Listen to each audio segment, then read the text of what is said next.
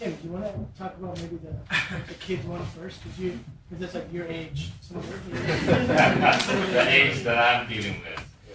Well, to Rumi's point, you first need to put learning at the high priority. Well, I think for the teenagers, after homework, that game, that sports, that party is the priority. So AI, first of all, cannot be a quick and easy answer. So if in education we're going to use it, then everything around it needs to change. If AI is inevitable to be a player here, then when you give assignment, the correct answer is no longer what you get point. What you get point is the alternative answer. What are your thoughts on the correct answer? Something that AI can do not as well. Even nowadays, like what you said, you can get AI play with AI. There's a lot of things can come out of it. We just need to put moderation on the use of AI in order to at least to curb its negative effect. We don't know how much of a negative effect. I mean, but for negative effect of these kind of things, it needs longitudinal study. It needs years of data collection. And AI is just too fast. I mean, the data is no longer valid that you collect next year. It's a different product. So to that point, how to safeguard children to use AI and in their development, I really don't have an answer. I can try to do my best.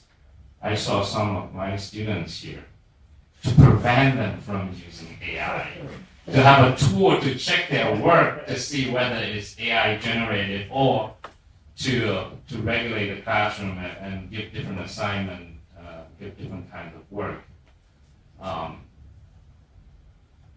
But I think that's a great question that I truly do not have an answer.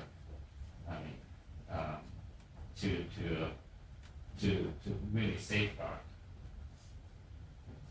Let me ask you the following: how do you safeguard your kids from using the knife, from driving the car? What do you do about that? I don't let them use it. I don't let them use it. I don't. So they don't eat, they don't cook, they don't drive cars. So My 12-year-old doesn't drive the car. Okay. I understand this for 12 years old, but does mean he will never use a knife to do something like wood carving or to prepare the food. That's what you mean? Safeguarding him, like protecting him from the light? No, we're teaching how to use one. That's the answer. Let them experiment. It's okay if they will hurt themselves, this way they learn. Just a little bit. Make sure you are with him or at this moment when he or she is trying it. And talk for this. Observe. Show emotional support, but say, yes, it's okay to fail. Yes, it's okay to be harmed. But now it makes you stronger. You develop resilience. Now you know what to do about this. I cannot protect you from everything in this life. You have to take care of yourself going forward. How do you do that?